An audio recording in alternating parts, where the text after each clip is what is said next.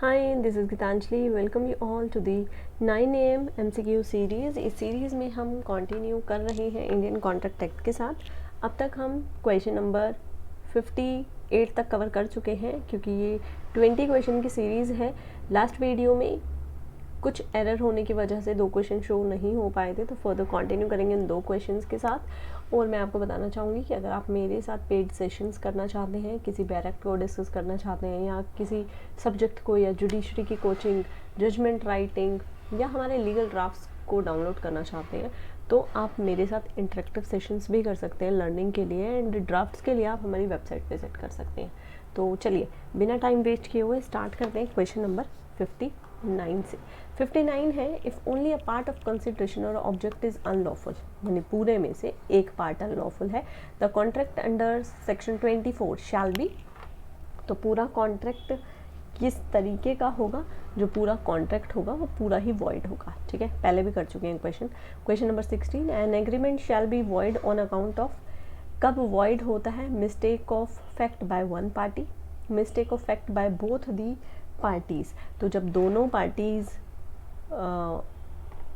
Mistake पे होती हैं तो वो वॉइड होता है। अगर एक पार्टी मिस्टेक पर होती है तो वो वॉइडेबल होता है। ठीक है, नेक्स्ट क्वेश्चन आते हैं, question number 61, coercion which vitiate free consent under section 15 is committed or threatening to commit any act which is forbidden by law, committing or threatening to commit any act which is forbidden by IPC, unlawful detaining or threatening to detain any property with intent to causing any person to enter into an agreement। तो यहाँ पर क्या होगा? ये सभी coercion है। Okay, तो answer होगा option number D. Question number 62, what is correct of a standard form of contract. Standard form of contract के लिए क्या स्टेटमेंट करेक्ट है? It is a valid contract. ठीक है, next question number 63, law of contract primarily. Law of contract क्या है? Law of contract primarily specifies the circumstances in which the promises are binding on the parties to the contract. तो ये बिल्कुल सही है। Second पढ़ लेते हैं, lays down certain norms by which the parties are bound. No. lays down circumstance under which the promise may be made. No. So answer here is option number A. Next question number 64, misrepresentation से related है ये question.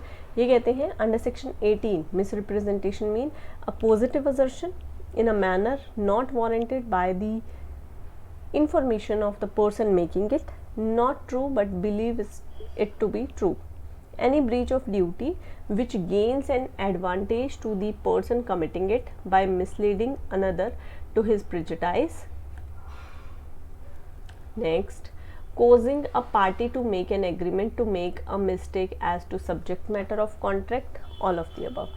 So misrepresentation के लिए answer होगा option number D, all of the above. Question number 65, a person is deemed to be in a position to dominate the will of the other by undue influence if the mental capacity is affected temporarily or permanent by। किस तरीके से affect हुई? तो वो किसी भी तरीके से हो सकते हैं, एज की वजह से, इलनेस की वजह से, या बॉडी डिस्ट्रेस की वजह से। आंसर होगा option number D. Next, an agreement to remain unmarried. तो ये किस तरीके का कॉन्ट्रैक्ट है? ये वॉइड है। ठीक है, question number 67, a general offer opens for a word at large can be accepted। पूरे वर्ड को अगर कोई ऑफर दिया है तो वो किस तरीके से एक्सेप्ट किया जाएगा? By sending a communication of acceptance. No, world at large को है by compelling the condition of the offer. Yes, तो जैसे ही कंडीशन फुलफिल कर ली तो ये माना जाएगा कि ये जो ऑफर दिया गया था वो एक्सेप्ट कर लिया गया है। ठीक है, next, the term consensus ad idem. इसका क्या मतलब है? इसका मतलब है meeting of mind upon the same thing in the same sense. बहुत इंपॉर्टेंट है ये question. Question number 69, which one of the following does not amount to fraud. क्या फ्रॉड नहीं है? Suggestion as a fact. Suggestion fraud थोड़ी होगा, पहला गलत हो गया। Active concealment of fact, actively conceal किया है तो ये भी फ्रॉड नहीं है। A representation made without knowing it to be false honestly believing it to be true, तो यस ये होगा option number C here is correct answer. Question number 70 question है contract without consideration made in writing registered and made on account of natural love and affection is, तो valid होगा। वैसे हम without consideration contract नहीं कर सकते, but अगर natural love और अफेक्शन है तो कर सकते हैं। Next question number 71 inadequacy of consideration does not make the contract, अगर इनएडिक्वेसी मतलब 10,000 वाला कंसिडरेशन अगर 10 रुपये में किया गया है तो ये ना तो वॉइड है और ना ही वॉइडेबल, ठीक है। Next question number 72 inadequacy of consideration is relevant in determining the question of, क्या डिटरमाइन करने के लिए, फ्री कंसेंट। ये काफ़ी बार पूछा गया है क्वेश्चन ना। 73 agreement without consideration is valid, agreement without consideration is valid when made out of love and affection, when made to compensate a person who has already done something voluntarily, when has to pay a time barred debt, या फिर सभी। तो answer होगा all of the above, ठीक है।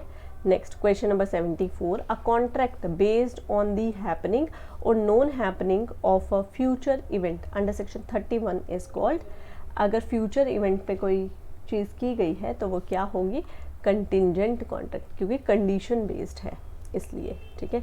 Next question number 75 a contingent contract to do और not to do anything on happening of an uncertain event under section 32, अगर uncertain event है तो is never enforceable, become enforceable only on the happening of that event, ठीक है। जो भी future event है अगर वो हो गए तो कॉन्ट्रैक्ट हो जाएगा। Next question number 76 a contingent contract कैसा है, become void when the event become impossible, answer होगा option number C. 77 a contingent agreement based on an impossible event under section 36, जो भी इम्पॉसिबल इवेंट पर है तो वो क्या होगा, void. 78 what is true of misrepresentation, क्या सही है मिसरिप्रेजेंटेशन के लिए, it is the same thing as fraud, it renders the contract voidable, next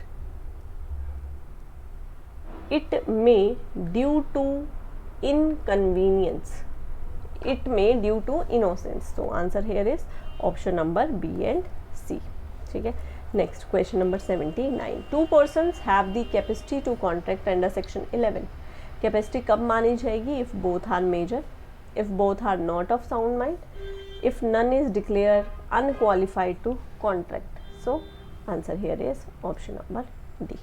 next question number 80 a contract with minor is, minor के साथ contract किस तरीके का होगा, void। तो यहाँ पर हमने कवर किए हैं नेक्स्ट 20 क्वेश्चन। आई होप ये सीरीज़ आप सभी के लिए हेल्पफुल होगी। अगर आपकी कोई सजेशन या ओपिनियन है तो आप मुझे कमेंट सेक्शन में बता सकते हैं। आज के लिए बस इतना ही, मिलते हैं कल सुबह 9 बजे।